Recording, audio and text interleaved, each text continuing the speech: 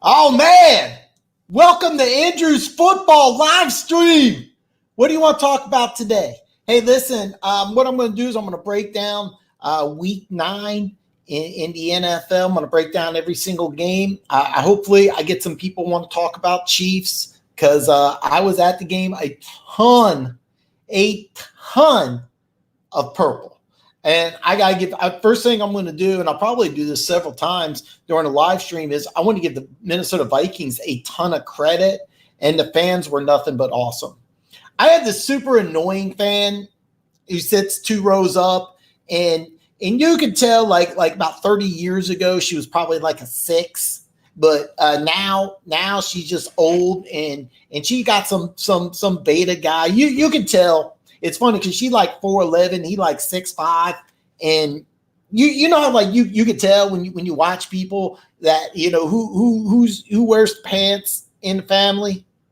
You know which one's in charge. Well, she's definitely in charge. But anyway, like about third quarter, she turned around. She told all the Vikings fans, to shut the fuck up. And I'm like, wow. And they were cool about it too. And then she's giving the fingers and not cool. And they explained what the whole skull thing was. Did you know the skull, it's a Vikings term. What the Vikings used to do was drink from the enemy's skulls. And that's what's called skull, the SKOL. Once I realized what that was, I'm like, oh man, that's pretty cool. But like they're sitting there and it sounded like go, and I didn't realize what was going on. So I'm like, man, what the hell are they doing? And the cool thing was the Vikings fans behind me, they were like, oh man, it doesn't get annoying either. And so it was really cool. Before I went on, of course, I did my due diligence. Nick Foles is going to start week 11. The teams that play in London Sunday get a bye. So starting week 11, Nick Foles is going to be a starting quarterback, not Gardner Minshew. I don't think that's necessarily a bad thing for Minshew. He gets to go back to the bench. My personal opinion is that I think the Jaguars, unless Foles plays lights out, need to go into 2020 and give Minshew a legitimate chance. The way I understand Foles' contract is he has to stay a Jaguar in 2020, but after 2020, he can go ahead and he can opt out of that contract, or Jacksonville can get out of that contract. So I think Minshew should get a chance. I predicted this correctly when I broke down all 32 teams. I said this would be Cam Newton's last year in Carolina. And it's now official. He's on IR. Now, could he be the quarterback in 2020? Sure. I don't think he will. I heard some places they could go to. I heard Chicago, but if I was a betting man, I think he'll end up in Miami. And the reason why I say Miami is that I'm convinced they're going to draft a quarterback. And if they're smart, they don't want to start him this year. So who's a quarterback that you could bring in that can draw enough attention to a rookie so the rookie doesn't feel like he's in the limelight and he can learn week 1? Well, I think Cam Newton is the guy. So my bet would be Cam Newton's going to be the Miami Dolphins quarterback in 2020. That's just me. Now, keep in mind, Dolphins can do a variety of different things. I don't think they want Josh Rosen. I think that was really a mistake. If you weren't going to go all in on the guy, why invest a second-round pick in him in the first place? I feel bad for the kid because here the Cardinals are. They traded up for this kid. Then he gets traded after 1 year to Miami, and more than likely he's either going to be a backup or they're going to trade him again. I've never heard this. A first-round pick could be with 3 different teams in 3 years. The guy must be a jerk. I watched him play at UCLA. I thought there was a good chance Cleveland could have took him over Baker Mayfield. I thought he was a better prospect than Baker Mayfield. I really did. I think Cleveland, if they took Rosen instead of Mayfield, would be in better shape. I really believe that. But maybe Rosen's just an incredible jerk. I don't know. I've never met the guy, but I'm just speculating. But I don't think he's going to be with the Dolphins next year. So anyway, man, hey, listen, this show's all about your opinion. What do you think? I released my video, top 10 Chiefs, or top 10 great. I'll get this word out. Greatest Chiefs of all time. Number 10, in my opinion, is Otis Taylor. And then I released my video yesterday. Number 9, I got Jamal Charles. I heard a lot of interesting comments on social media. Unfortunately, I tried to promote my YouTube channel. I went and joined a bunch of Facebook groups, and there are some really morons out there. I actually saved some pictures of some of these idiot comments, but I decided against it. I'm going to be nice about it. I'm not going to sit here and start blasting Chiefs fans for having stupid opinions, but there's a lot of stupid opinions out there. So, again, this channel, this live stream, wait, what do you want to talk about, man? Thursday night football. That's going to be a great game. In my outline, I forgot to bring that up because I'm going to do a video about it later on. Yeah, I'm at Thursday night action, man. Yeah, I'm going to drink some coffee. I'm hot, but I'm drinking coffee anyway, even though it's past 7 at night because I'm crazy. This live stream's a Dan drinking coffee show. I don't care. I keep looking off of the right because here's me. Like right here. Here's my picture. I like looking at myself. All right. So let's start breaking down week 9. What happened Thursday night football? I nailed this correctly. So hey, Jimmy Stoneville and Argo just joined the show. Did Dante? Man, you know what? I try to be mysterious and everything, but I'll reveal Dante Hall did not make my list, even though I could argue that 2003 season he should have been MVP. I think he was Chiefs MVP. As far as returners go, was there a better season in 2003 where he won like 3 or 4 games by himself, even scored a touchdown in the famous no punt game, and but no, Dante Hall did not make my list. And one thing I'm going to reveal is that this is an all-time list. So I'm taking the Chiefs from like 1960. Is it 60 or 62? I can't remember. But I'm going from 1960 on, and I think a lot of people forget about the history of the Kansas City Chiefs, how many Hall of Famers are on this team, guys that helped the Chiefs actually win a Super Bowl. And that's the reason why I had Otis Taylor at number 10. Without Otis Taylor, the Chiefs don't win a Super Bowl. So, but no, I don't have Dante Hall, but what I'm probably going to do is before I reveal number 1, I'm going to reveal multiple players who I have to give a special consideration to. And Dante Hall is going to be one of them because seriously, like when I did the list, 10 was the hardest one because I could literally put over a dozen players at number 10. And make a legitimate argument. I mean, because I'm going to leave off some really, really, really good players. The Ravens are looking good, and the Patriots are looking old. And I'm going to say some crazy things because if you watch my live stream Friday, what did I say? I said Chiefs are going to win, Steelers are going to win, Dolphins are going to win. I gave you 3 wins, and I'm 3-0. That I'm assuming that's why you watch the show because you know that if you watch me, I know my football. I don't follow baseball. I don't follow basketball. I know there was a World Series. I don't even know who won. I think Washington. I don't know. I don't care. When the Royals went to the World Series, I didn't watch a single pitch. I don't care. I'm paying attention to football. So yeah, Montana. He is an honorable mention. He is an honorable mention because, the number one thing about Montana is that Marty Schottenheimer, and I disagree with it, is Marty Schottenheimer said that 93 team was the best team he had. And here's the thing. I think it's the 95 team because I remember that defense was so good. That 95 team, that the defense is the best defense I've seen. So yeah, you're right, Argo, 100%. And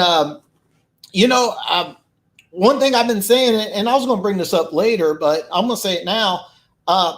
Pittsburgh and Baltimore play the last week of the season, and I think that game's going to be battle for the North. I still think that division's up for grabs, even though Baltimore technically has a 3-game lead. They're up by 2, but they already beat them in Pittsburgh. So that's what you're looking at right now.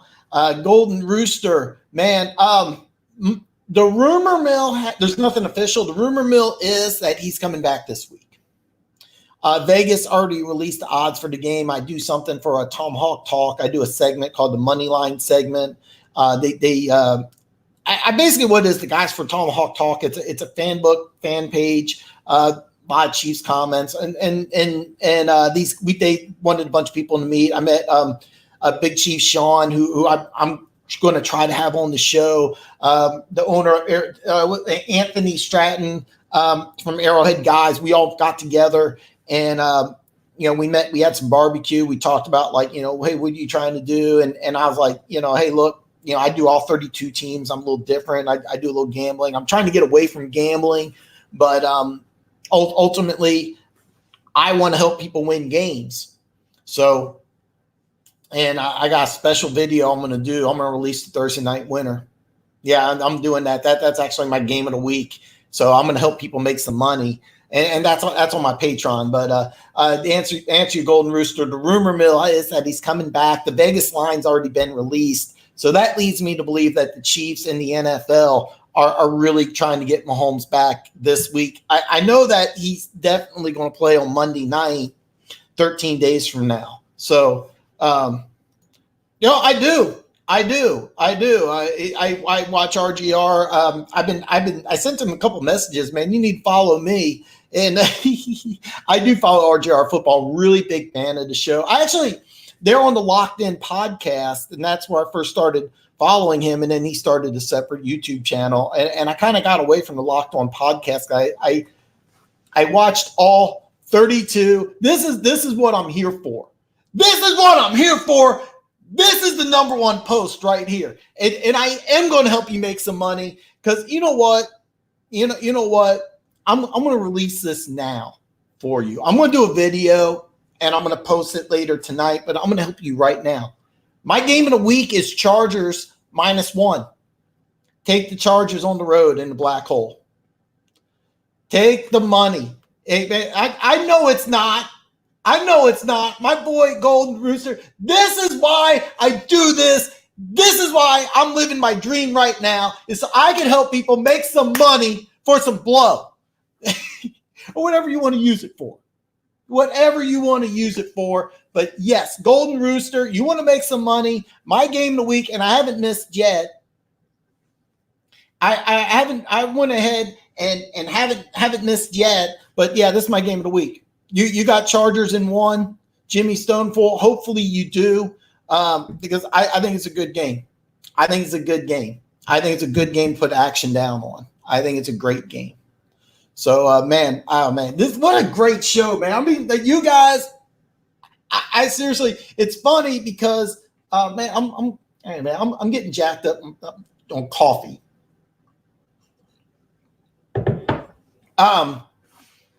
So Jimmy Stoneful, he got one, and you're right, Argo. It's going to be a great game. Thursday night's going to be a fantastic game, but I love this game. I'm going to do a video later tonight.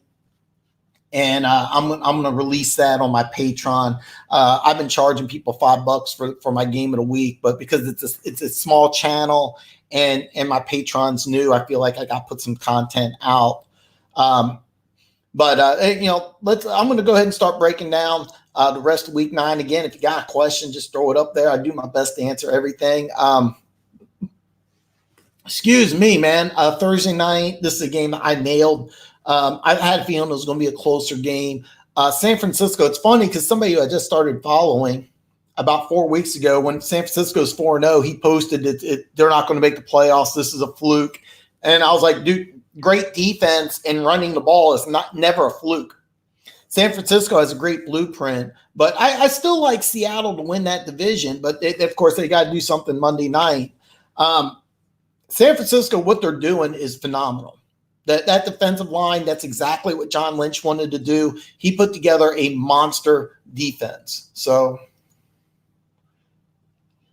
hey, man, whenever you're ready, Jimmy, and don't forget, if you're not good to if you're not on my Patreon yet, I release a lot of free content. You can always email me at askandrewsfootball@yahoo.com. And, I'm always trying to find people. I'm always trying to find people. They have an offensive coordinator, but Kyle Shanahan's running the show. I know that they have somebody helping. I don't know if Kyle Shanahan's the offensive coordinator or not, but I think he's the head coach and the offensive coordinator. And Argo, you can leave a comment in any one of my YouTube videos, or you can email me, and I'll add him. I've added just try to help people out. I'm seriously subscribed to like over 500 channels of people that just asked me to subscribe because I don't care. I mean, I just hit a button, and I seriously am subscribed to hundreds of YouTube channels I've never watched, unfortunately, and that's something I need to kind of get to. But I got a guy in Detroit who I follow, who does a live stream. Matter of fact, they're doing a live stream now. And I went on his show a couple times, got some Lions fans supporting me, which I thought was really cool. And bottom line, I'm trying to find somebody who I really respect for all 32 teams. Because the thing about Andrews football is, while I'm always going to have a spot for the Chiefs because that's my team, I want to talk all 32 teams. This is never going to be a channel where I just want to talk Chiefs. There's enough Chiefs fanboy channels out there. There's enough Chiefs fans out there. I want to talk all 32 teams. I want to talk Broncos. I want to talk Dolphins. I want to talk Cowboys. Whatever team it is, you could talk here. But I'm always going to have a spot special for the Chiefs because I'm a Chiefs season ticket holder and a fan. But hit on Golden Rooster here. ESPN they do a show, NFL Live, and they said Shanahan was the coach of the year. I still think it's Belichick despite the loss, but he's doing a fantastic job. I have not watched that one. Dude, hey, you know what? Luke G's my boy, man. I love Luke G. This is kind of subject to change. I may change the times of the live stream. Actually, in a couple weeks, I just took a job. It's not set in stone, but I actually have to work on Tuesday nights, it looks like. So I actually will be changing it. But Luke G is actually, Jimmy, Luke G is going to be on my show sooner or later. I haven't talked to him yet. I've been meaning to call him, but because, and don't get me wrong, I got some great people that are here that are doing the comments. I get some great stuff. So but I haven't been huge. Like they got like 100 people watching. I don't have that many. But Luke G is going to be on my show. He already agreed to it. He said once you get going, but I only got like a handful of people. So I wasn't sure if I should ask him or wait till I get a little bigger. I don't know. It's actually funny, man. It's funny, and I got to leave out the whole story, but one of the topics that we were talking about earlier, what you're needing money for, me and a buddy were doing that, and we went to Royals game, and I don't have Royals gear, but I had an Andre Rison jersey. This is back in the day, a long time ago.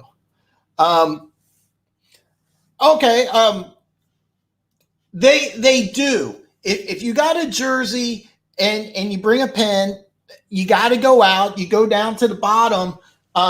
Get like in the corner or where they go in. My suggestion is after the game. If you go down to the bottom there, you might be able to, or you do it early in the game.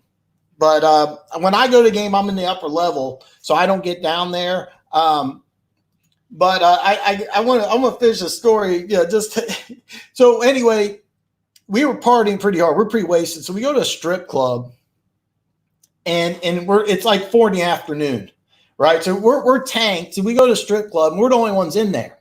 So all the girls are talking to us. Me and my buddy, we're having a few drinks, and all of a sudden, there's 3 guys. They go in, and every single girl leaves to follow these 3 guys except for one.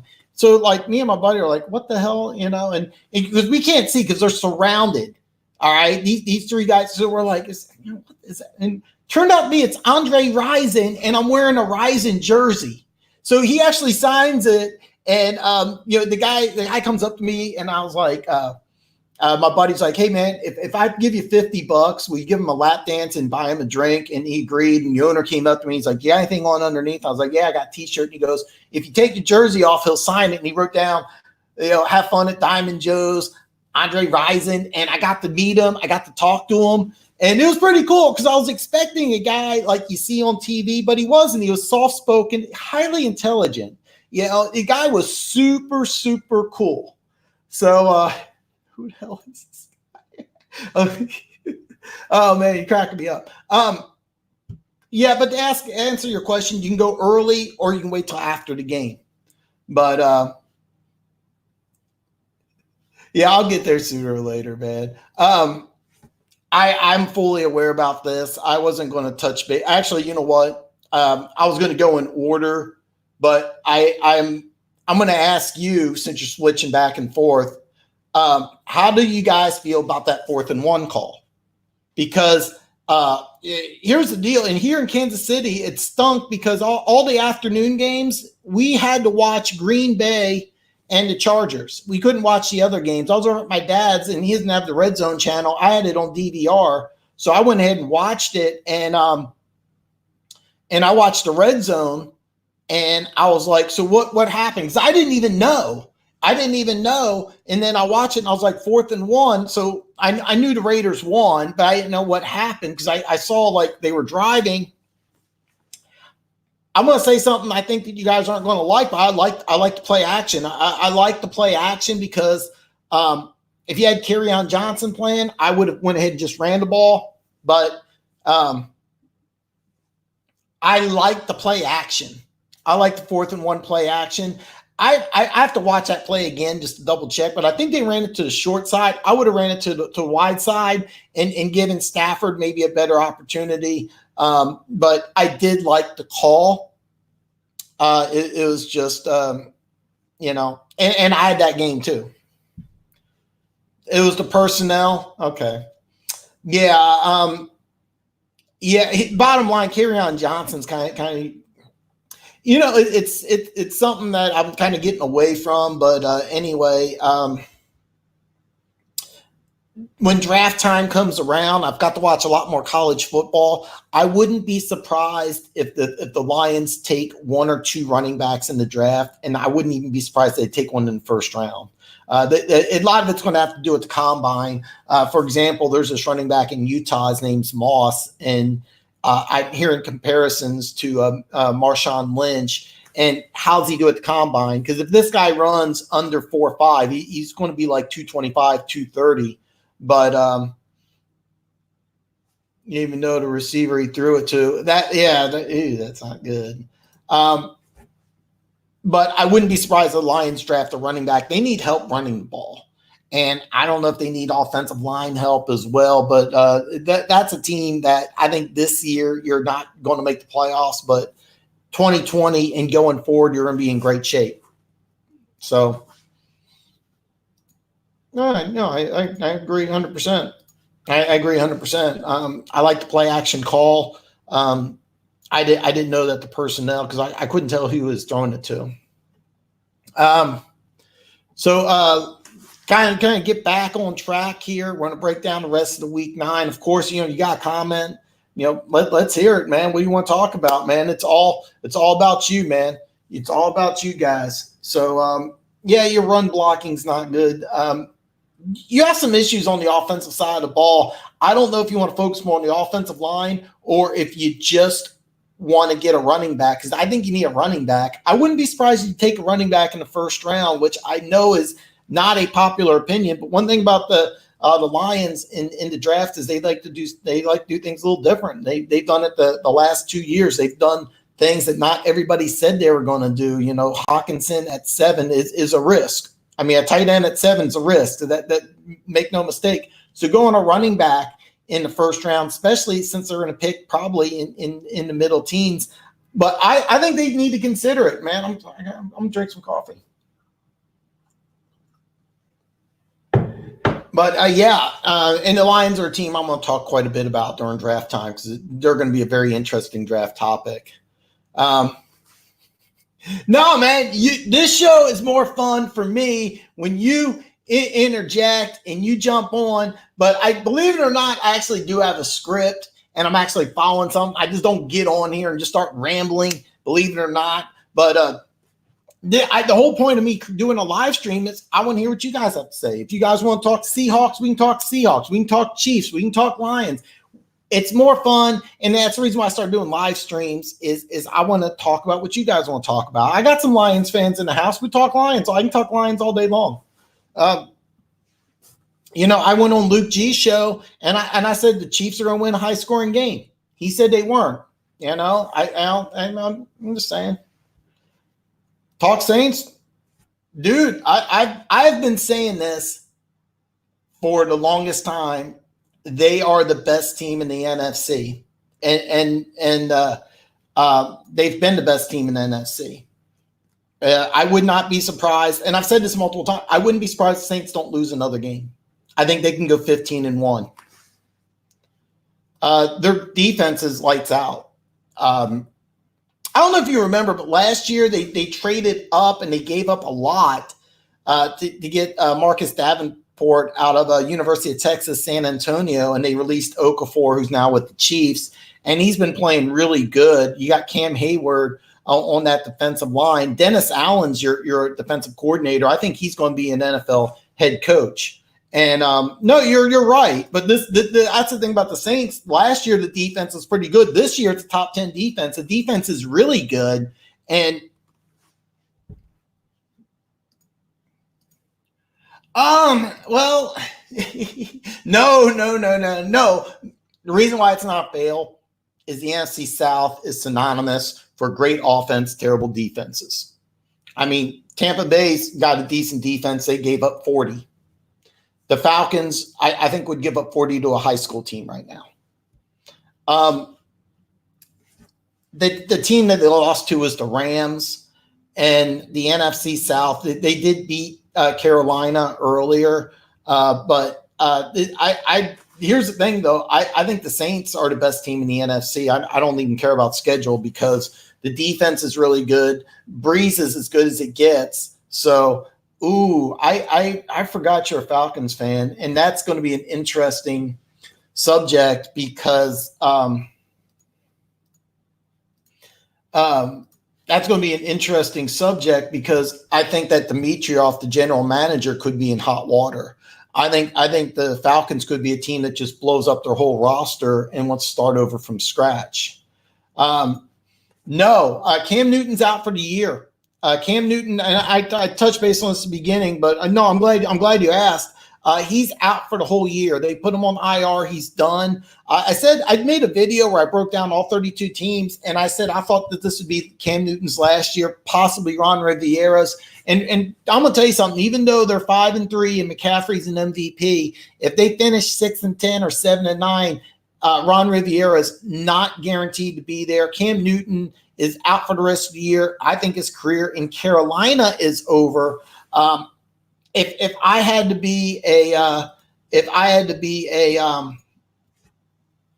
take a shot in the dark, I think he'll be a starting quarterback for the Miami Dolphins in 2020 because I think Miami's going to draft a quarterback, and I think that what they want to do is do the same thing the Chiefs did with Pat Mahomes and what a lot of teams should do. In my opinion, I think if you got a rookie quarterback, you sit him, and I think the only free agent quarterback you can get as of today, as of right now, would be Cam Newton, who has enough star power where you're not asking, hey, is the number one player going to play? Because Kyler Murray and Baker Mayfield, they were the number one picks. They played as rookies and had some success. So it wouldn't surprise me if the Dolphins go in a different direction, take a kid number one and say, hey, you're going to sit for a year. And I think that's a smart move to do. That's what Cleveland wanted to do, but Tyrod Taylor got injured, and then Baker Mayfield, when he had his chance, really, really played well, led them to their first victory in like 9 years. So I'm being facetious. And you're right, it's going to be a great game. I've been saying for a long time, I think the Saints are the best team in the NFC. I think they've been the best team in the NFC the last couple of years. Remember 2 years ago, the Minneapolis Miracle, that play, you play that game, you play that play 100 times, 99% of the times that receiver stopped. It was a complete fluke, but the Saints outplayed the Vikings that whole game. Well, not really the whole game. Actually, they were up and then it came back. They were the better team. The Saints were the better team and then lost, and that happens. They definitely should have won last year.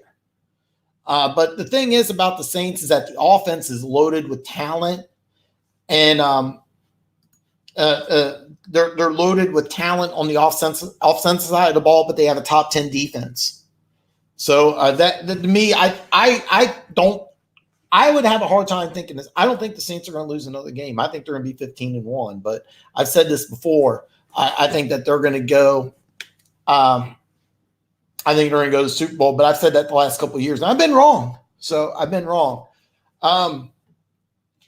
All right, Golden Rooster here. No, yeah, I know, and that's the reason why I think Dimitroff may be on his way out, and they may just need to just bring in a new GM and just blow the whole team up. And here's the thing: you're going to have an opportunity to pick somebody in the draft. You want to go with the local kid, Jake Fromm, whose draft stock's been plummeting. He may actually even go back to school, which I think somebody would disagree with you about. I've said this before too, and if you're going to tank, 2021's the year where Trevor Lawrence is coming out. Trevor Lawrence is going to have a grade much higher than any quarterback in this draft. So I don't know what you do. The Falcons are definitely getting a new head coach. They get a new GM, because if they stick with Dimitroff, they may try to win in 2020. But if they don't, they're going to blow the team up. Just try to get a bunch of draft picks. And let me ask you this here. Let's say you do get rid of Matt Ryan. You know, what if you send him to a team like Tennessee, for example? I think that'd be great for him. What kind of compensation are you getting back? Are you getting a 1? Are you getting a 2? So, I mean, and that's another thing. You're getting a 2 from Sanu. So you're going to have some draft picks. That's going to be really interesting. Do they move on from the general manager or not? And go Pack go. All right. First Packers reference in the house. You had a bad game last week. This is funny. I actually think the Packers are the luckiest team in football. You come to Arrowhead when Mahomes isn't playing. Every game, the game against the Lions on Monday night, you easily could have lost that game. But you have a decent defense. I don't believe they're a top 10 defense. I don't see it. But if you have an average defense and you have Aaron Rodgers, you can go to a Super Bowl. So first Packers reference at night. Interesting. And Sanu, here's the thing about Sanu, if you didn't know this. He went to Rutgers, where he was. I'm drawing a blank. I'm drawing a blank on his name. Oh man, I'm really sorry. Okay, the guy who they wanted to be the defensive coordinator in New England, he was the head coach in Rutgers when Sanu played there. And I can't think of the guy's name right now, but he was going to be the defensive coordinator in New England, and he ended up stepping down. Greg Schiano. Okay, well, Greg Schiano and Bill Belichick have a long relationship. Greg Schiano was the head coach who turned Rutgers around, and Sanu was a 4-year starter for Greg Schiano. So Sanu has a relationship. The Patriots have been trying to get Sanu for a very, very long time. And that's kind of why that trade happened, and they gave up a second, where I don't think most teams would give up a second. But keep in mind that New England second is going to be in 60s. But again, that's extra draft capital for the Falcons, who in 2020 have a lot. Okay, McGrath Fishing, here's the thing. Chris Jones played against Minnesota. He didn't play against Green Bay. Chris Jones is our best defensive player. When Green Bay played, you had Frank Clark, who we gave $100 million to, didn't need to. Chris Jones is out. Kyle Fuller, our number 1 corner, and we still have our left tackle out. And Chris Jones is the difference between the Chiefs losing and winning against Minnesota. Without Chris Jones, we lose to Minnesota. Without Chris Jones, we lost to Houston. We beat Houston with Chris Jones. If you watch Chris Jones, he had, I think, 1.5 sacks. He got credit. I think they gave the sack to somebody else, but basically he shoved Eifert all the way back in the division. But yeah, absolutely. But Chris Jones, and that's the thing about the Kansas City Chiefs, is that Chris Jones is the guy that Chiefs should have gave $100 million to, not Frank Clark. But against Tennessee, we may get Clark back. We may get Mahomes back. It's actually funny. I had no idea how Green Bay was going to do this year, but you know what? You have a good defense, and you got Rodgers. The Chargers are completely underrated. And why wouldn't you take 7-2? I mean, were we 7-9 last year? Yeah, take 7-2. And I like what they're doing. If I'm Green Bay, I get a little worried about how you're going to do in the playoffs. But I mean, who cares? The whole goal is to get there. But can you guys get a bye? Because here's the thing: you guys may go 12-4, 13-3, and be the third seed where you don't get the bye. Because I mean, right now San Francisco is still undefeated, and I think the Saints are the best team in the NFC. So even though you're 7-2, can you get the bye? That would be the big question for me if I'm Green Bay. And this would be an awesome Super Bowl. This would be a great Super Bowl. I would love it. And I know what you were saying. I know what you're saying. And here's the deal. Every indicator is no, because we just have a I'm gonna post this stuff here, man. This is just some great stuff here. Thanks for joining in, McGrath Fishing. That's awesome. But oh, man, you know what? I saw some social media. I didn't see it at the game. People had purple 15 Mahomes jerseys. I didn't see it, but I saw it all over social media. People were wearing the purple 15 jerseys at Arrowhead. I didn't see one personally, but every indicator, nobody likes the Patriots. Nobody likes the Patriots. Go figure. About Chris Jones, it doesn't look like we're going to sign him. I think what the Chiefs are going to do is franchise him for 2020, and then somebody's going to have to give him a lot of money. I think that Brett Veach really screwed up. They should have signed Chris Jones, get him locked into that contract, and then I still think we could have got Frank Clark. We didn't need to give up a 1 and a 2, and we didn't need to give him $100 million. So that was a huge mistake of the Kansas City Chiefs and Brett Veach. So, all right. So let's get back here. The London game, Carolina and Jacksonville. Foles is going to start after the bye. And I think the Jaguars are in a really good future situation. Remember, they get a first-round pick from LA this year and next year. So they're going to have 2 first-round picks, and they have a good quarterback situation. Because let's say Foles plays lights out, well, you got Minshew, who's capable as a backup. I think they should go into 2020 and have an open competition at quarterback, unless Foles started to play really good. So that's kind of my situation. And then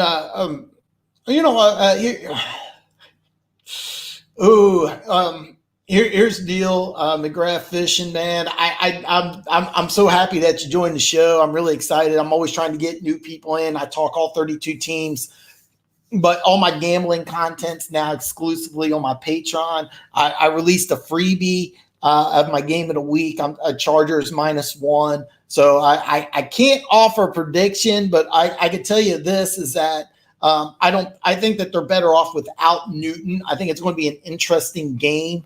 I'm really excited to watch that one because you're going to find out if Carolina's a contender or a pretender, because Carolina can lose this game and still be a wild card team. All right. And that's the thing about Carolina. I think Green Bay, even if they lose the division, they can still be a wild card team.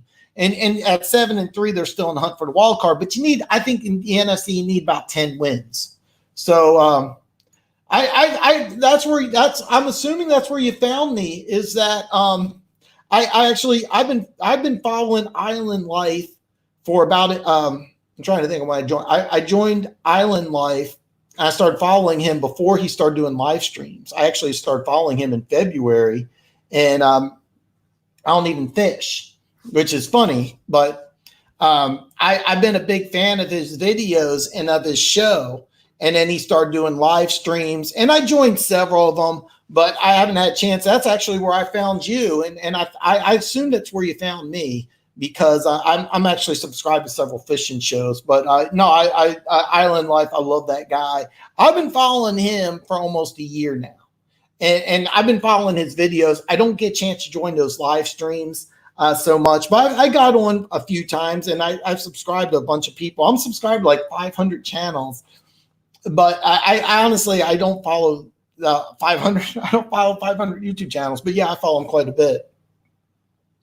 And no, Golden Rooster, it's kind of funny because I respect Brady, but I don't have to like him. He's one of those villains that you love to hate. But if you anybody who has anything bad to say about Brady, and I was going to talk about this, but I'll talk about it now. Did you see where people were saying that he went up to Ed Reed before the game, and they were saying that he said the N-word? It was all over social media that, oh, Brady said the N-word. They didn't say the N-word. All right? People are trying to find reasons to hate the guy. He's just good. Maybe the greatest player of all time. Maybe the greatest quarterback who ever lived. I will always say it's Johnny U, but I'm an old school guy. But are you going to see a guy who's going to win 6 Super Bowls? Maybe not. Hopefully it's Mahomes, but you got to respect the game. He's a guy I love to hate. But I've always respected his game. When he came up, it was funny. I'm kind of getting off track here, but when he was a second-year player, he had a bright yellow bug. Right, he had a bright yellow bug, and people said he used to drive that show. He used to drive that car because he wanted people to realize he was here working out, because he used to get there like 4 a.m. and work out. And people said he drove that bug because he wanted other people to notice that he was always at the stadium, and it was kind of a joke that he drove a bright yellow bug. But the thing is, though, is that it kind of got everybody's attention that, hey, this dude shows up at 4 a.m. Here's a guy who worked like a dog to get where he's at. A lot of quarterbacks like Kyler Murray, Baker Mayfield, they don't have near that work ethic. And that's the one thing that's really underrated about Tom Brady, is that here's a team that took a chance, and they had 4 quarterbacks on the roster. Nobody does that. Chiefs only have 2. So you get 2 quarterbacks that are on your roster. And Patriots had 4 because they liked this guy. They saw something that nobody else saw. And then the second year he was with the organization, went from 4th string to 2nd string. And of course, once Bledsoe got hurt, that was it. I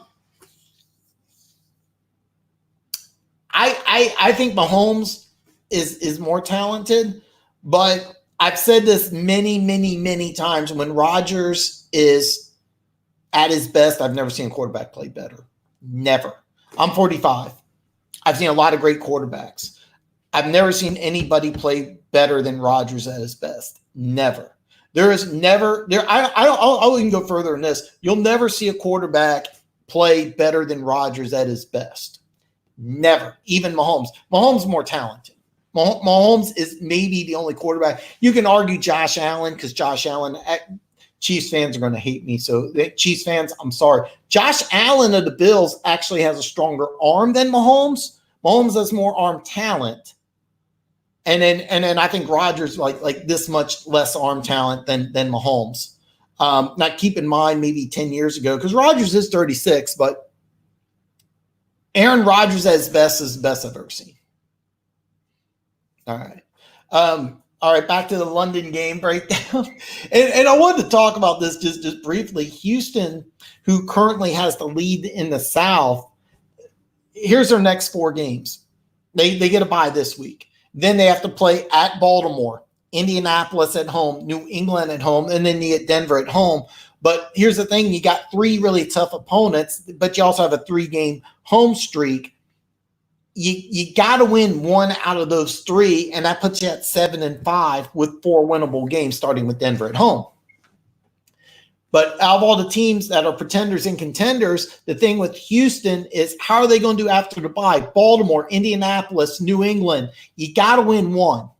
Out of those 3 games, because you're currently 6-3, all right? So because they finished the season, and I forget off the top of my head, I know they played Tennessee twice. They can win those games. They played Tampa Bay, and they have another winnable game. But bottom line, out of those 3 games, they need 1 win. The noon games.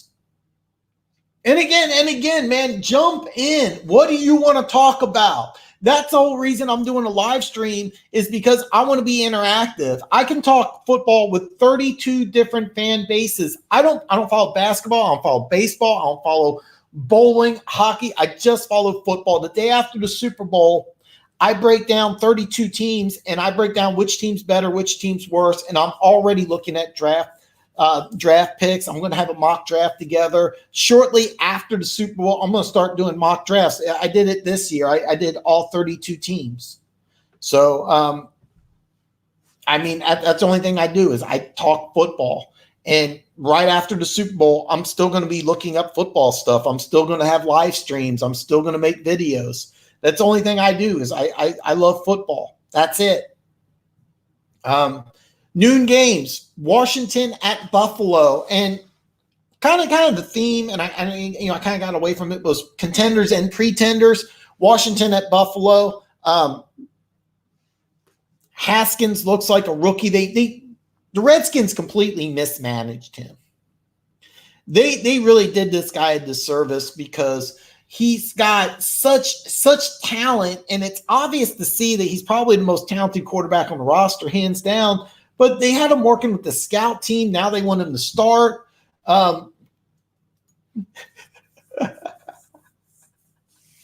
That's actually pretty funny. But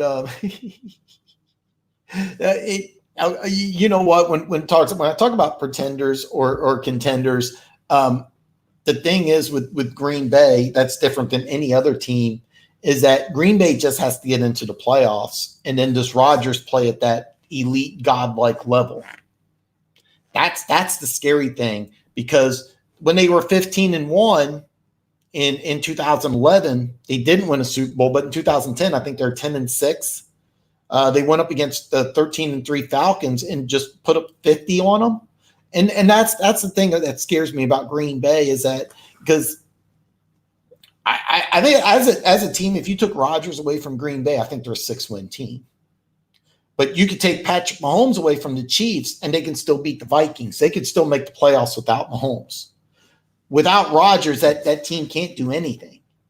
And that's what scares me about, if I was an NFC team, Green Bay's a team I fear if they get in the playoffs, because if Rodgers plays that lights out level, because here's the thing. That game he played against Kansas City and the game he played against Oakland, those are good games, but I've seen Rodgers play better. And it's kind of funny, Golden Rooster, we're connected, because Buffalo has a good but not great defense. And I think they're I think they're a pretender. I think Buffalo's a pretender because right now, the way it worked is, and I have to revisit this, but I think they have the 5 seed because New England's going to win that division. So the 5 seed plays the 4th seed. Well, the 4th seed's Kansas City. I have no fear if they came into Arrowhead. None. That to me would be a lock. And I think Vegas would have the Chiefs at like 7 or 8 points. They're a pretender because Josh Allen, who's got this unlimited potential, is a below average quarterback, and they're totally using him the wrong way. The Bills are a pretender because they have a good but not great defense. And I love some Bills social media. I love the Bills social media.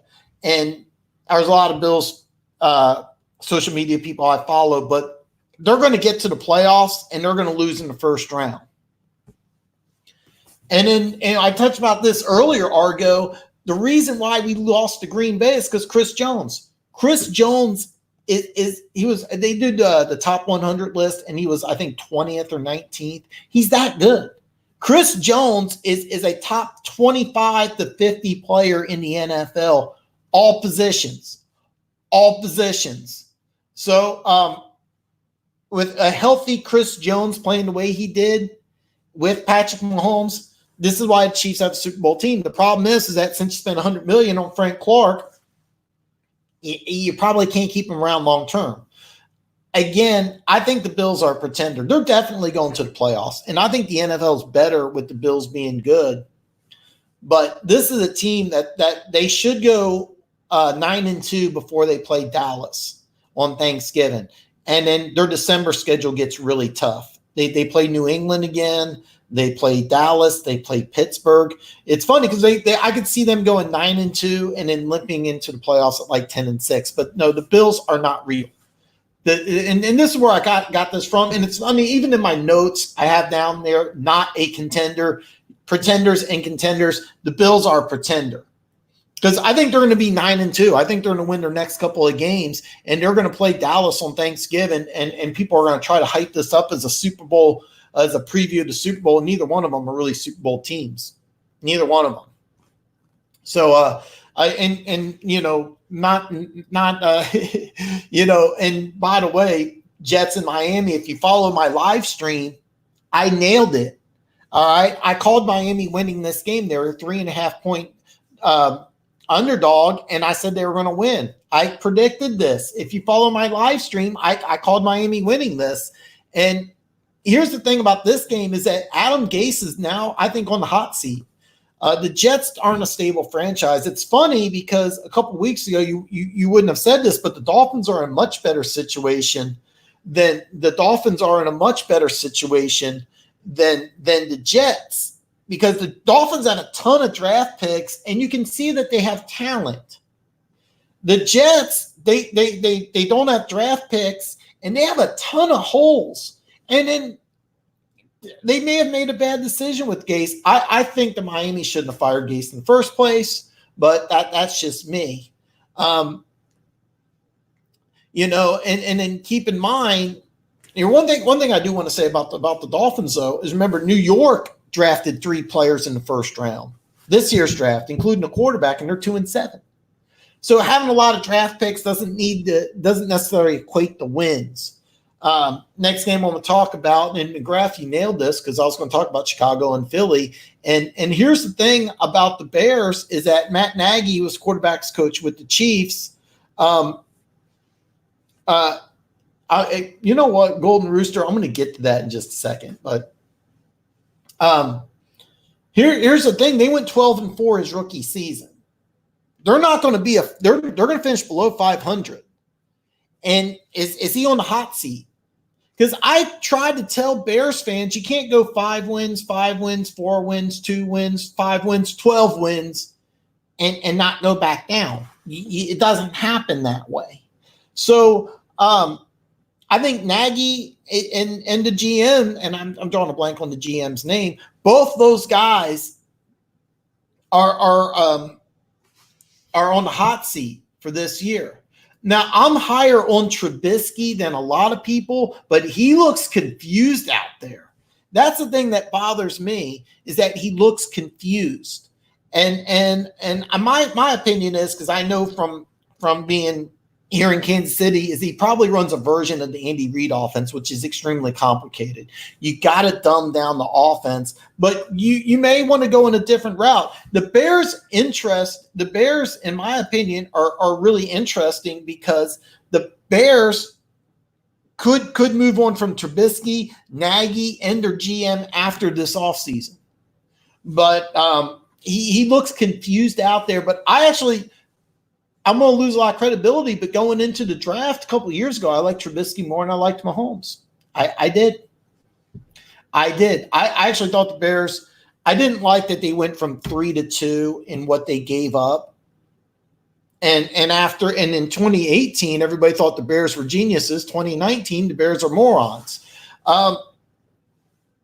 They can win with Trubisky. They did last year, but he when you have a quarterback who regresses, that really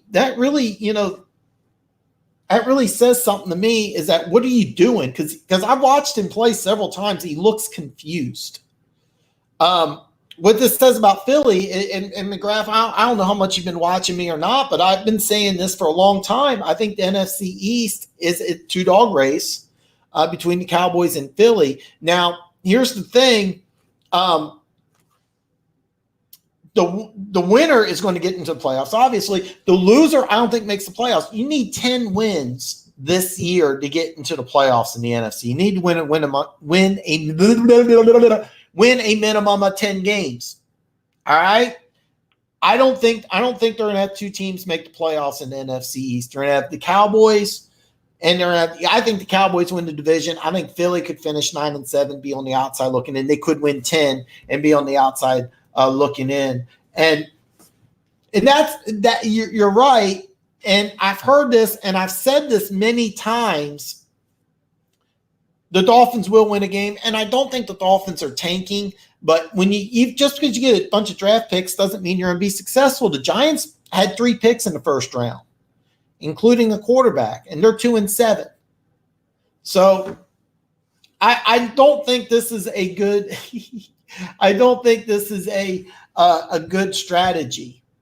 And the Bears defense doesn't look as good. That's why there could be a lot of changes in Chicago. So that to me is kind of an interesting thing and something I'm going to pay attention to. Philly is getting hot. So, but here's the thing. You got to win 10 games in the NFC this year. Does Philly get there or does Dallas get there? I still have Dallas winning that division. Speaking of crazy division winners, I've been saying Pittsburgh's still in contention for the North. Indianapolis at Pittsburgh. By the way, if you followed my live stream, I said Pittsburgh was going to be hey, what's up, One Pride?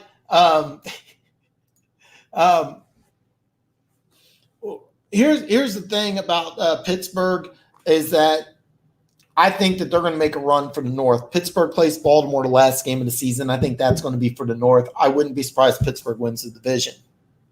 And the Colts, even though they lost, they're still in great shape because they got Miami and Jacksonville coming up. They should win both of those games, and that AFC South is going to be very interesting.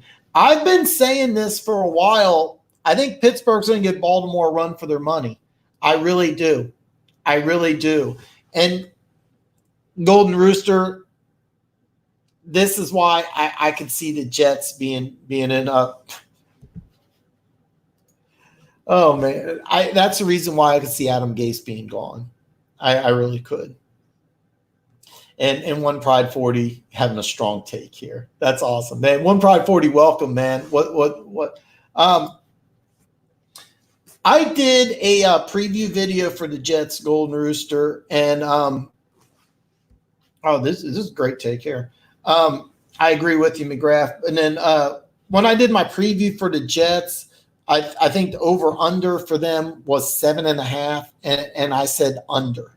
And the reason why is that there are so many unknowns. And they remember they got rid of their general manager after the draft, then Gase started making trades. Bottom line, they're going to do some crazy things. The Jets don't want to let go of Adams, but if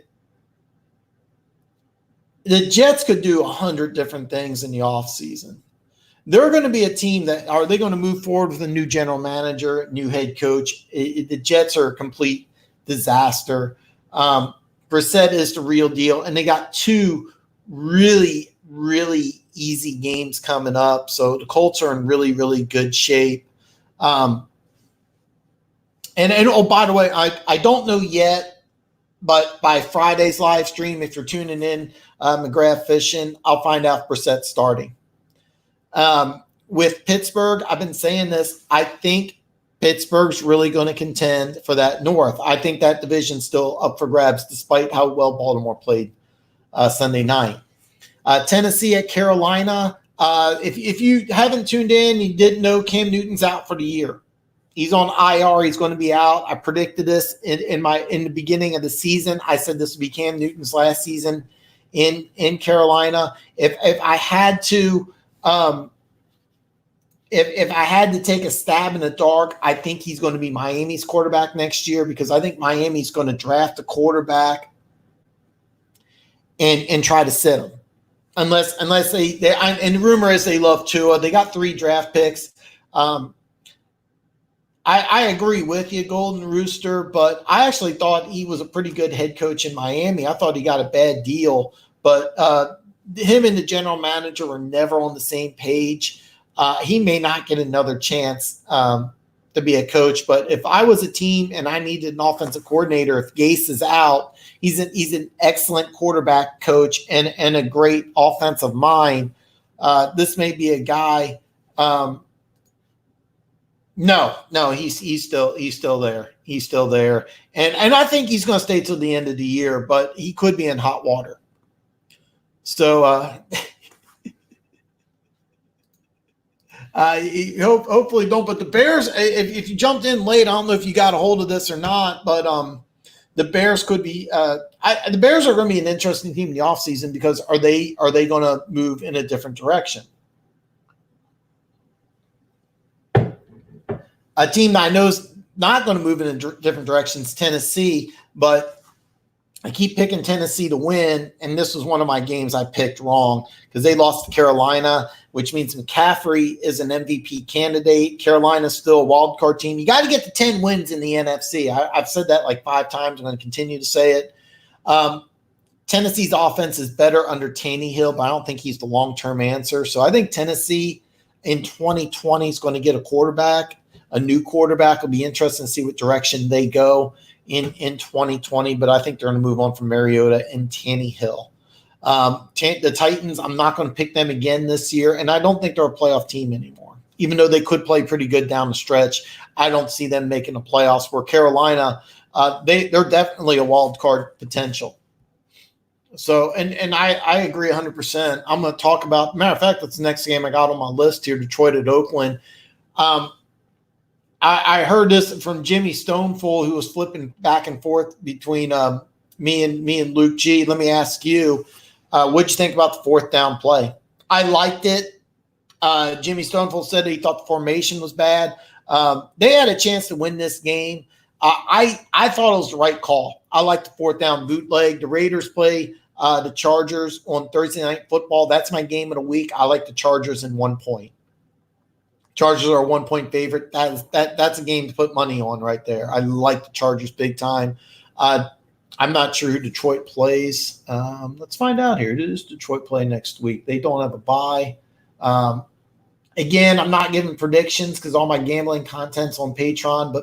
But free of charge, my game of the week this week is going to be Chargers in 1. Okay, Detroit goes to Chicago. Detroit goes to Chicago.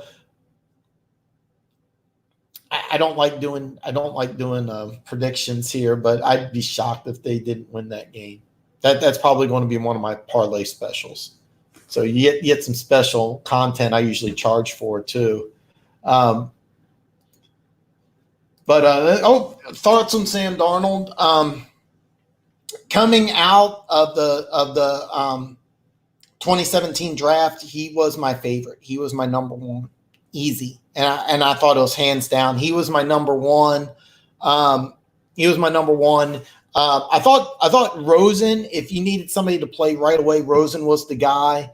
I was really, really high on. I'm so sorry. Mason Rudolph. I was really high on Mason Rudolph. I thought he was a guy that could have got into the first round, but there was a lot of people that really didn't like him, and I didn't get it. Mason Rudolph was a guy. He went in the 3rd round. I loved him. Of course, if you don't know this already, Josh Allen. I got kind of a man crush on him. I go to Krav Maga with a guy who played with him at Wyoming. So I got a love affair with him. I thought he was the most talented quarterback. Baker Mayfield's I thought was going to be a disaster, but he's got some arm talent. I think that the problem with Mayfield is that they're not being coached right. And I don't think that Odell Beckham trade was as smart as everybody thought it was. But I think that's going to be one of my parlay games, and but more than likely, I think they'll win the game just because I think you're completely right, and that's the reason why it's also in Chicago. I like the defense, but I like the way the Lions. Thing about the Lions, and my apology, my contact just got bad here, and I got some contents here. So let me get back here. I'm sorry, my contact's messing up. Darnold, I think, is a franchise quarterback. The Jets are a train wreck. If I'm the Jets, if I stay with Gase and Darnold, I think that's a good move. But if you do decide you want to move on from Gase, you got to find a guy you can build Darnold, because that's a legitimate franchise quarterback, a guy with tons of upside. It's just that there's no talent in there. And don't give me you got Le'Veon Bell. You have a bad offensive line. You don't have receivers. You don't have a tight end, and you gave them way too much money, and you have way too many things wrong with the New York Jets. So it's kind of a train wreck, but I love Sam Darnold. My opinion of, and yeah, I agree 100%. The Jets have so many holes they got to fill this offseason. Detroit going forward, I really want to see how they do against Chicago. I really want to see how they play against Chicago. If they win Chicago, I think they're about 500 team, to tell you the truth. I think losing Kerryon Johnson was huge. This is a team, I think, in going next year, they need multiple players, and I am so sorry here. My contact lens is really messing with me here. But bottom line, how they do against Chicago is big.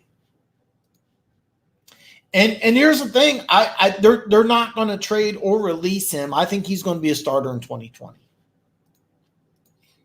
This is a really good point. But you're right. You're right, McCraft. Division games are always tough. You know, it's funny because I was positive that oh damn. Those are all going to be good games.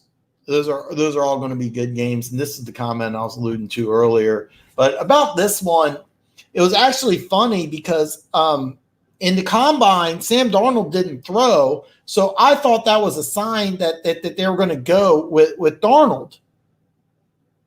So multiple player, meaning, yeah, with the Jets. The Jets need like an infusion of talent on offense, but I like their defense and I like their quarterback, but they just got so much work. I mean, they need like 5 new starters on offense minimum, maybe even 7. I mean, they're a train wreck, the Jets. The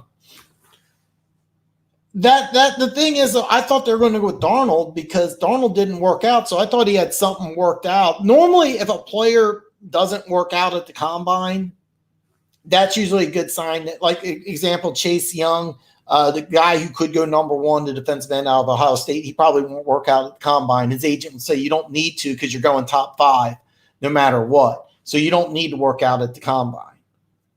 It wouldn't be a bad move either.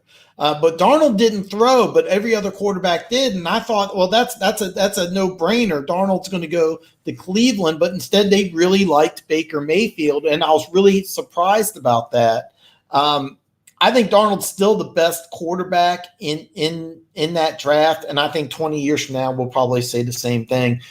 Keep in mind, I know Lamar Jackson currently looks like the best quarterback. I hate that whole running quarterback thing. Even though it worked against New England, it's not a long-term thing. I'm still going to stick with that. So this is smart. Yeah, you're 100% correct. Division games, you never know. That said, my game of the week, I'm picking the Chargers in 1. So I think if he's available, but I don't think he's going to be I think the Redskins are going to win a game or two, and I think that they'll have to trade up to get him. And also, they kind of run a pseudo 3-4. I don't know if he really fits because he's a pure 4-3 end. Cincinnati, it's funny because right now Cincinnati has first pick. I wouldn't be surprised if Young goes to Cincinnati at number 1, if they bypass a quarterback, if they want to get a veteran quarterback.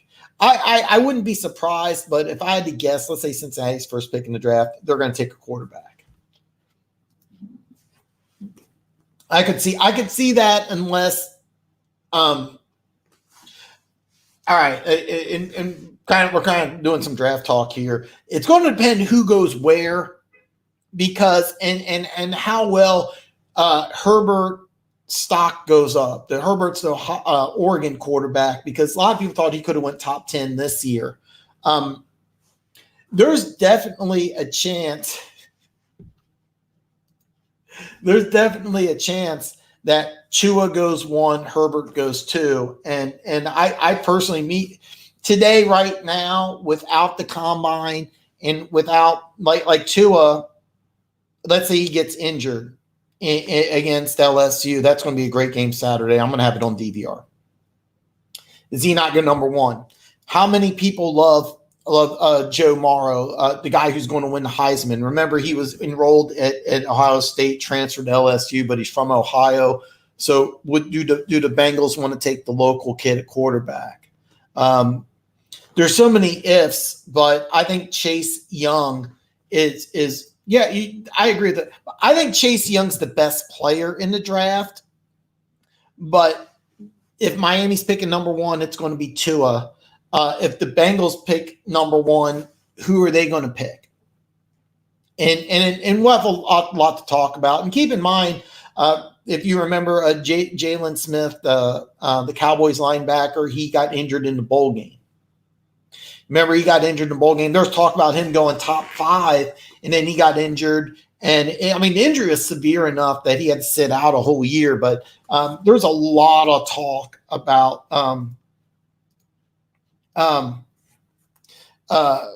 players that are sitting out now. Bosa, I hated this. Bosa sat out, but he did the right thing. Is there a chance that Young does the same thing? Joe Morrow's not, but Tua, does he want to sit out for a couple games? I don't see him doing that either. But Joe Morrow, let's say LSU loses and they're not in the race for the Final Four or the BCS championship, or whatever you want to call it. Does he want to sit out and try to be the number 1 pick in the draft? So I agree with you, man. I agree with you. I hope that this is the first time I've seen you make some comments. So I hope that you consider saying some great stuff on here, McGrath Fishing. And I'm pretty sure I follow you, but if I don't, I'm going to make sure I get on your channel as well. It's funny. I don't fish, but I got a buddy of mine who does it competitively, and I turned him on to Island Life and a few other fishing channels. I have no idea if you watch them or not, but I know several people that fish quite a bit, including my mom. She fishes in a kayak. And she would fish every day. I live here in Kansas City, so she can't do that. But during the summer, she fishes almost daily. So I'm going to turn her on to your channel. The Bengals are a disaster. And this is going to be a really, really good draft, because you got receivers, defensive backs, pass rushers, and several quarterbacks. And a lot has to do with the combine. And then here's another thing, is that where do you have players ranked? Because I saw some mock drafts where Jordan Love, the quarterback out of Utah State, was going to go late first. I watched him play 2 games, and there are 2 blowout losses, and I have no idea what people are talking about. I mean, the athleticism and the arms stand out, but I don't see a guy who's even close to being a first round pick. So, that's interesting. They got a second first round. I'm gonna go. I'm gonna go and break down all 32 teams. I'm gonna do a lot of draft talk, but the Falcons is going to be very, very interesting, because I want to know what they're going to do in the offseason. I know one of the guys gave me a ton of grief because I said that Jarrett will probably be gone after this year. And he's like, no, the Falcons don't get rid of good players. I'm like, Deion Sanders. But this is a team that if Dimitroff is there, they're going to try to be competitive. But if not, then I don't know. You could see Matt Ryan gone. You could see Julio Jones gone. You could see just a complete bomb go off. The Falcons are going to be one of the most interesting teams in the offseason because I don't know what they're going to do. I know they're getting a new head coach, but if they go for a new GM, what kind of direction are they going to go with? All right. This is great. Listen, you know what? I had them taking an offensive lineman. And I thought Hawkinson, I thought 7 was too early. So, man, remind me about this when I break down my draft because I may be going to Vegas. And if I put some money on this, man, you owe me. No, I'm playing. But I love it. But keep in mind where the Lions going to pick. Where are the Lions going to pick? Because if they pick in the 20s, he may be gone. Are they going to finish 6-9-1 or are they going to finish 8-7-1? And I know 2 wins doesn't seem like a big deal, but that's the difference between picking 12 and 20. So 100%. Let me ask you this here: what if you get rid of Julio and Matt Ryan? What if you get rid of Matt Ryan? I think so. I mean, I think Okwara. I hope I'm saying that right. So yeah, you're right. You got a lot of talent on that team. That's why I say you could blow it up and get a lot younger. So I've said this many times. He's a Hall of Famer, but if you're blowing the team up, what would you get for him? Could you get a 1? Could you get a 1? That's the whole thing. Is that's what I'm talking about. Here's the thing with the Falcons, Golden Rooster, is that if Dimitroff is gone, you're going to get a GM. Is he going to blow the whole team up? Is he going to get rid of Ryan? Is he going to get rid of Jones? Is he going to just start trashing players? Is he going to do like what Gruden did? Do you realize that there's like 4 Raiders left before Gruden? So I agree, but if you get a new GM, that may be the direction that you want to go. That's why the offseason is going to be really, really interesting because if Dimitroff stays, they're going to keep those players and try to win. If you get a new GM, he may just blow the whole thing up and say, hey, look, 2020 is going to be a losing year. 2021, we're going to be in the playoffs. I could see that. That's the risk. That's the risk. It's funny. I know Seattle did that, but usually teams don't do that. But I could see that happening. There's so much. There's so much that goes into the draft and the combine. And I said this earlier.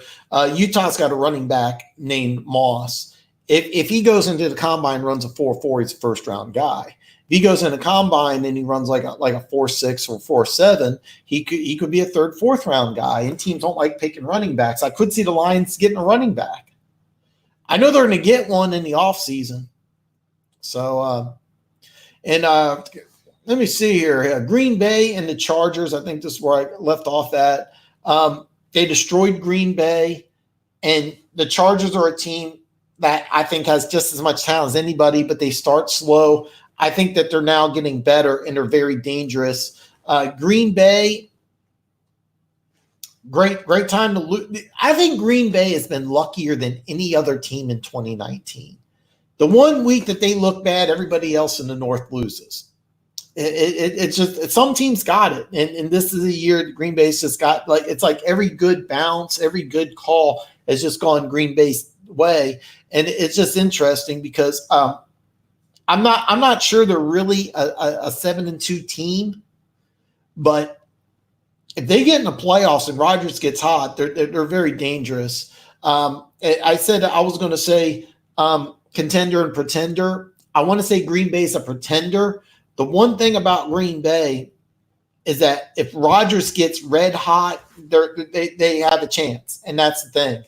So I do got him as a pretender, but I am scared of Rodgers. I thought the Chiefs really had a good chance to beat them, and I said this before. If we had Chris Jones, we probably beat Green Bay. Because of Chris Jones, we beat Minnesota. Chris Jones means a lot to the Chiefs. Cleveland at Denver.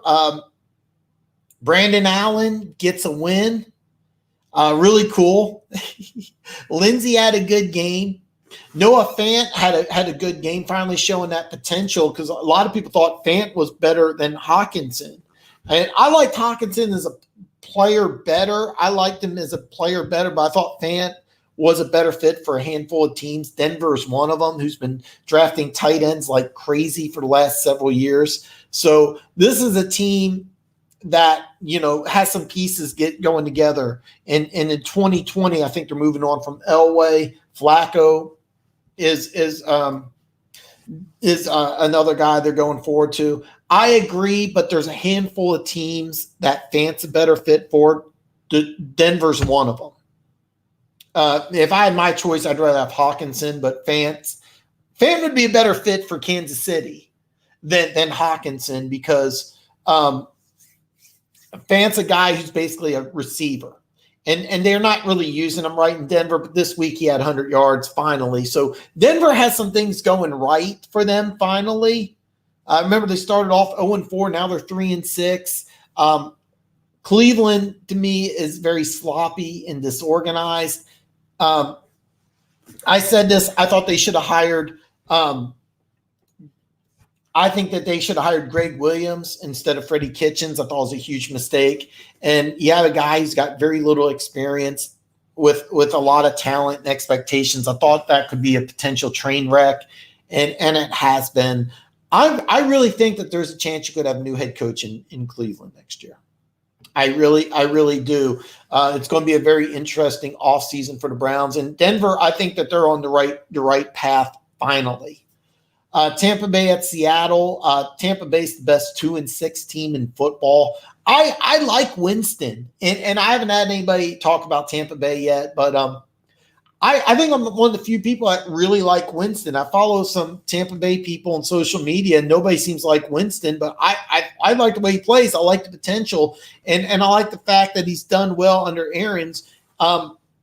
I think they should build the team around Winston, but it'll be interesting to see if they want to go in a different direction, because if they do, who's going to want Winston? You want him to be a backup. I think that they should build the team around Winston. I like the talent. So it'll be interesting to see what they do. And, of course, if you've been following me, Seattle's going to play on Monday night against San Francisco. Wilson's my MVP, and they can still win the West. They can still win the West. So, oh man, some AFC North trash talk here.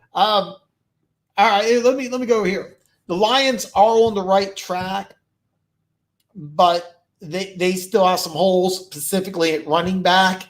That's something that they got to fix. I don't know if they're going to do it in the draft or in the offseason. I watched Utah play Washington. I absolutely love this Moss kid. I've heard some comparison to Marshawn Lynch. That's what Green Bay needs. They need a running back, probably some offensive line help. You also have a lot of corners. So I think they're on the right track, but I think that they're about 500 team. And I know you meant Green Bay. And this is cool. This is the whole point of having a channel like this. I want some trash talk here. I know they got a run game, and I know they got Rodgers, but I think if you took Rodgers away from this team, they're a 6-10 team.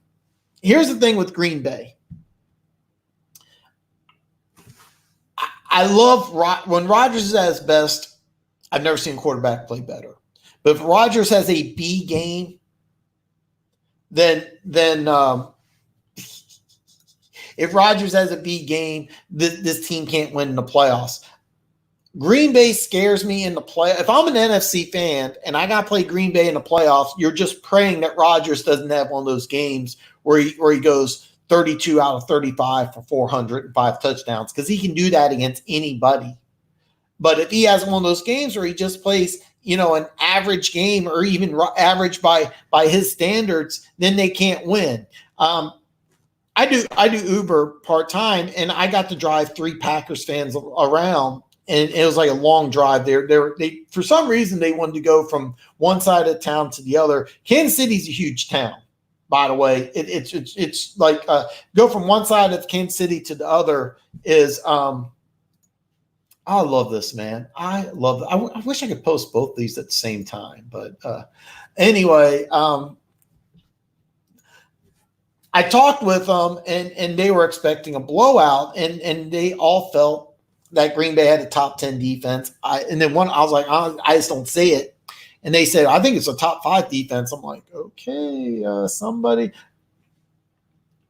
Bottom line, Packers as a whole, I don't think they're as good as the Saints. So it'll be interesting to see what they do in the playoffs. But keep in mind, I think the Saints have had the best team in the NFC the last 2 years, didn't get to where they wanted to go. So I love the trash talk here. Guys, keep it up, man. You know what? By the way, if I shouldn't have said this. I should have said this already. Don't forget to give me a thumbs up. Thumbs up. Give me the thumbs up. Give the thumbs up some credit here. Andrew's Football, small channel. We're growing. I talk all 32 teams. You want to have an NFC North trash talking contest? Go ahead. I'll say one thing. I love the Vikings fans. That whole skull thing's cool as hell. Once I realized what the hell it was.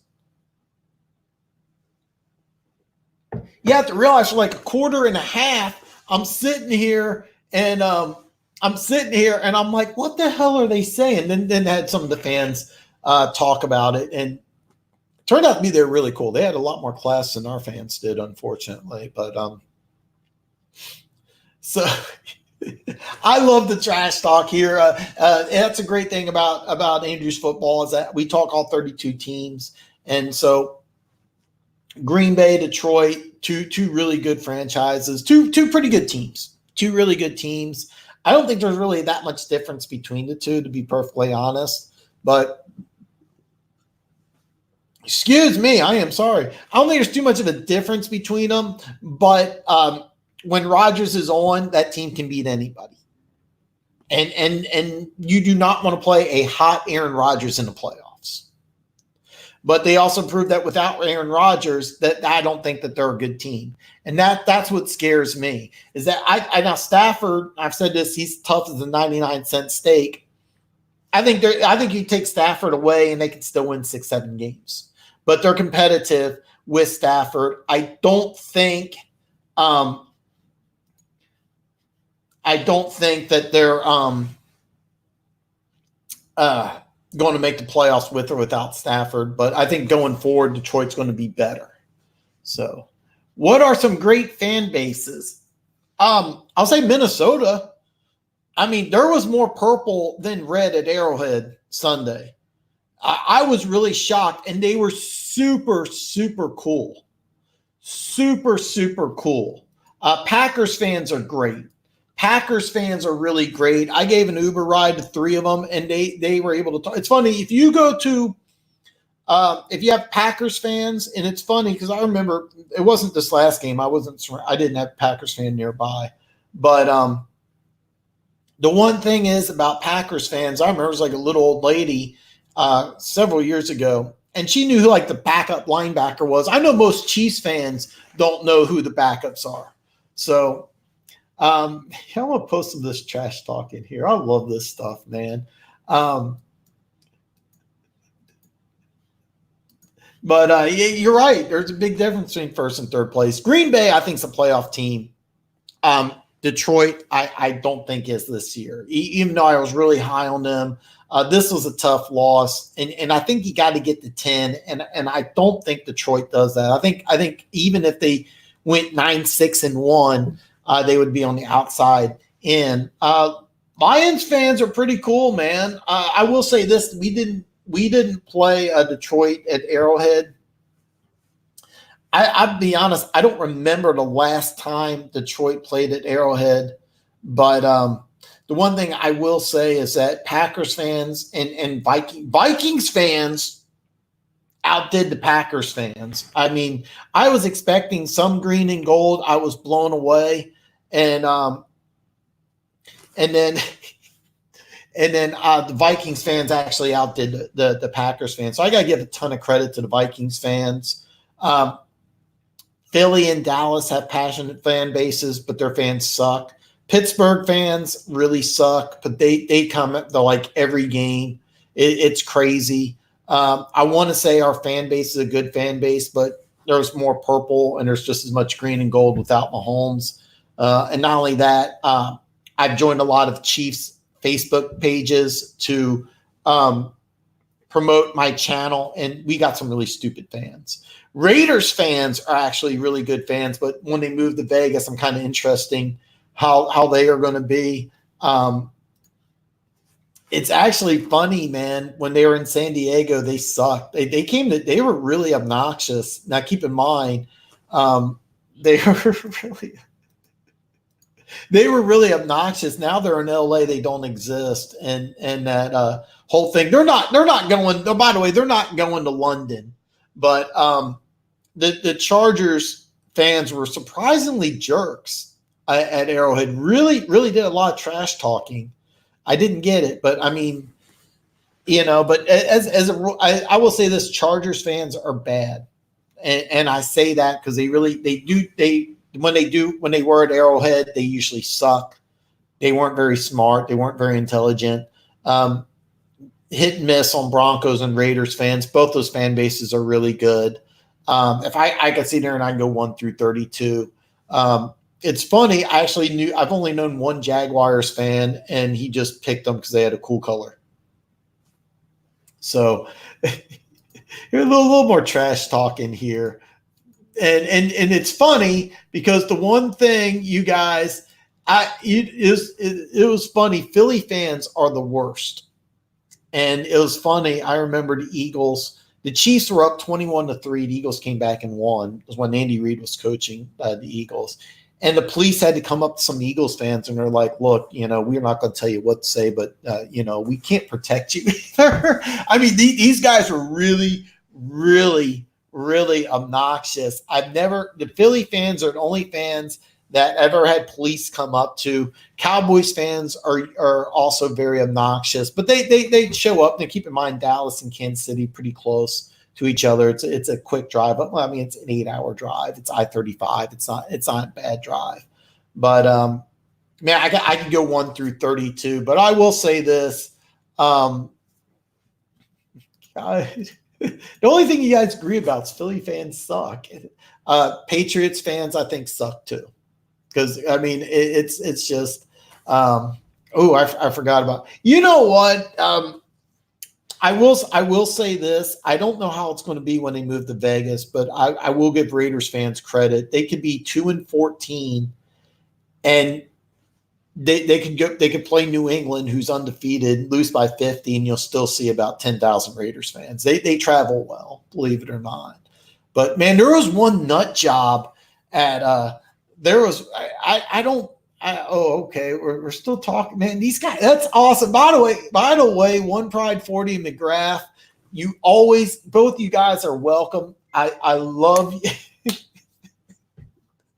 Oh God, I love the trash talking. Golden Rooster, you are correct. You are. This Golden Rooster, man. I love it. So anyway. Still, I love the trash talk, man. God, what a great show. What a great show. And it's funny that the one commonality we have is that Eagles fans suck. But great trash talking. I will say this for both Green Bay and Detroit. Going forward in 2020, both these teams are going to be good teams. I really think so. I think Detroit's on the rise. And if Aaron Rodgers plays at a MVP caliber level, then the Packers are going to be a team that you have to worry about. And the defense has gotten better. I don't think they're a top 10 defense, but I think they're They're considerably better than they are last year, and they have playmakers on defense. When Rodgers plays at a Hall of Fame caliber level, and you have a defense with playmakers, even if they're not a top 10 defense, you have a chance to go to a Super Bowl. Detroit, I think, is on the right direction, but with this loss, I think that kind of sealed their fate for being a playoff team this year. So, man, I love the trash talk. I love the trash talk. Both you guys are welcome. I'm fans of both teams. When I say fan, I've actually been to Green Bay and Detroit. I've gotten a lot of Detroit love, so I can't say anything bad about either fan. And both you guys, I love the trash talk. Can't thank you guys enough. All right, Sunday Night Football. I've been saying this for a while, and I still think I don't care if you beat the Patriots or not. And I wouldn't be surprised even if you guys stop trash talking with each other and tell me how dumb I am. Lamar Jackson running the ball is a bad idea. That is a bad idea. I think that Baltimore is doing the wrong thing. Yes, I'm aware that they came out for the win, and now they're fighting for not only winning the North, but they could be fighting for the 1 seed with this win over the Patriots. I think that they're doing the wrong thing in running Lamar Jackson. I think it's the wrong thing to do. I still think that there's a fight in the AFC North. And here's the thing with New England. I still think that they're the best team in the AFC. Listen, go back and you go back into history. The 85 Bears had a bad game on Monday night where they lost to the Dolphins. They gave up 38. With New England, you still have a Hall of Fame quarterback, and you have the best defense in football. Yes, I know they had a bad game. New England still has the best defense in football. They're still the best team in the AFC. They are still the best team in the AFC. If somebody asked last week, who do I have Super Bowl, it would be New England and the Saints. Those are the two best teams in each division. It's not my Chiefs. It's not anybody else in the NFC. So they're still trash talking. I love it. I love it. I love it. You're right. And here's the thing. I've been saying this. It's not smart long-term to build your offense like this. And what do you do if he gets hurt? Yes, I know they got Robert Griffin, but is that your game plan? I just think it's bad, and I think they're doing him a disservice. I don't think they should have any designed runs. You should cut that out and just for the playoffs. But how they're using him is wrong, and I think it's going to bite them in the ass. And I think it's going to affect them this year. They play some tough games coming up. They had a good win. I don't think they have the North locked up yet. Watch out for Pittsburgh. All right. And then Monday Night Football, Dallas and the Giants. The whole cat thing was crazy. I actually found out that what it is that there's a bunch of stray cats that are in the stadium. It's something that's been going on for a couple of years. I didn't know this. I started looking it up. I got a buddy of mine who I haven't heard from him in a while, but he's a big Giants fan. And with the Giants, are they going to fire Shermer? The Giants went 4-12 last year, and they're 2-7. They've lost, I think it's 5 straight. Yeah, I know you got a rookie quarterback. I know your best player, Saquon Barkley's hurt, but that's an interesting offseason because the Giants aren't going to be patient. I could see them moving on in a different direction, but if they do give them a third year, then you have to make the playoffs. I mean, here's another thing is that people are talking about the Dolphins tanking. The Giants draft had 3 first-round picks, including a quarterback who looked good, and they started him. And what happened? They're 2-7. So Dolphins trying to tank so they could draft a quarterback. Well, Giants, they had 3 first-round picks, and they're 2-7. So watch that.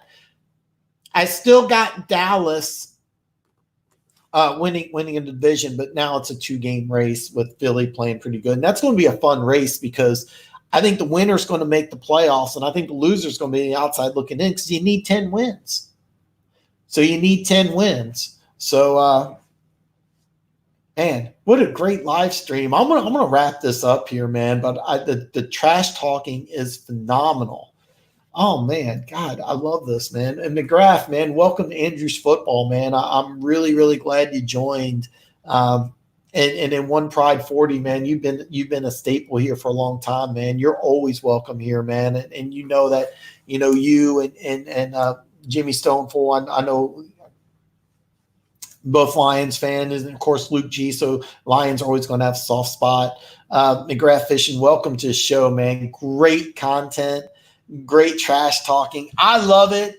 There's always room for trash talk. I talk all 32 teams. I just don't talk Chiefs. Matter of fact, we didn't talk that much Chiefs. But just to end here, Nick Foles is going to start in 2 weeks. Jacksonville has a bye. Hopefully, Minshew will get a chance in 2020 to get an opportunity to start. Cam Newton's out for the year.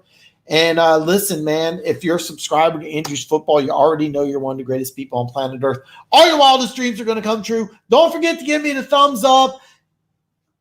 I'll see you on my next live stream Friday. So, man, have a great week. I'll see you Friday.